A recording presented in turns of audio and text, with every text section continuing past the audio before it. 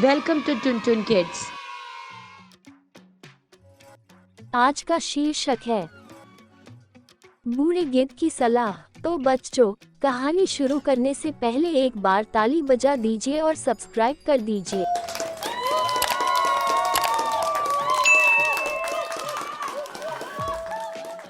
किसी घने जंगल में गिद्धों का एक झुंड रह करता था। उनका पूरा झुंड एक साथ उड़ना भरते और साथ में ही शिकार करते थे। एक बार वो सभी उड़ते उड़ते किसी टापू पर पहुंच गए। वहाँ बहुत सी मछली और मेढक रहते थे। उन्हें वो टापू बहुत अच्छा लगा। उसके खाने पीने और रहने की सारी सुविधाएं उस टापू पर मौजूद थी। सभी गिद्ध उसी टापू पर रहने लगे। अब उन्हें शिकार के लिए कहीं जाना भी नहीं पड़ता था। सभी बिना किसी मेहनत के भरपेट भोजन करते और उस टापू पर असली जीवन जीने लगे। उसी झुंड में एक बूढ़ा गिद्ध भी रहता था। वह बूढ़ा गिद्ध ये सब देखकर बहुत परेशान रहता था। उसे अपने साथियों की आलस भरी दशा देखकर चिंता होने लगी। वो सभी गिद्धों को कई बार चेतावनी भी देता कि मित्रों, हमें फिर से शिकार के लिए उड़ान भरनी चाहिए ताकि हम अपना शिकार करने की कला को और भी मजबूत बनाए रख सकें।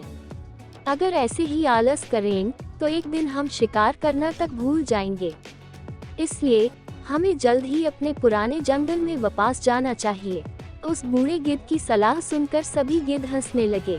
वो उसका मजाक बनाने लगे। उन्होंने कहा कि बूढ़ा होने की वजह से इनका दिमाग खराब हो गया है, इसलिए ये हमें आरामदायक जीवन छोड़कर जाने की सलाह दे रहे हैं। ये कहकर गिद्धों के झुंड से उस टापू से जाने से मना कर दिया। इसके बाद वह बूढ़ा गिद्ध अकेले ही वापस जंगल में लौट गया। कुछ दिनों के बाद उस बूढ़े गिद्ध ने सोचा कि बहुत समय हो गया, चलो उस टापू पर जाता हूँ और वहाँ पर अपने सगे लोगों और दोस्तों से मिलकर आता हूँ। वह बूढ़ा गिद्ध जैसे ही उस टापू पर पहुँचा, वहाँ की हालत देखकर वह हैरान रह गया। वहाँ का दृश्य बहुत भयावह था। उस टापू पर मौजूद सभी गिद्ध मर गए थे। वहाँ पर सिर्फ उनकी लाशें ही पड़ी थी। तभी उसे कोने में एक घायल गिद्ध दिखाई दिया। वह उसके पास गया और वहाँ की हालत के बारे में पूछा। उसने बताया कि कुछ दिन पहले इस टापू पर चीतों का एक झुंड आया था, जिन्होंने उन पर हमला कर दिया और सबको मार दिया। हम लोग बहुत समय से ऊंचा उड़े नहीं थे, तो हम अपनी जान भी नहीं बचा सके। हमारे पंजों में उनसे मुकाबला करने की क्षमता भी कम हो गई थी। उस घायल गिद्ध की बात सुनकर बूढ़े गिद्ध को बहुत दुख हुआ। उसके मरने के बाद बूढ़ा गिद्ध वापस से अपने जंगल में वापस चला गया। कहानी आपको कैसी लगी, कृपया हमें कमेंट करके जरूर बताएं, ताकि हम और ऐसे कहानियां सुनाएं। भावार्थ: हमें हर हाल में अपनी शक्ति और अधिकारों की रक्षा करनी चाहिए। अगर आलस की वजह से अपना कर्तव्य करना छोड़ देंगे तो भविष्य में ये हमारे लिए घातक हो सकता है। धन्यवाद प्यारे बच्चों, ऐसे ही और कहानी सुनने के लिए हमें सब्सक्राइब करना ना भूलें।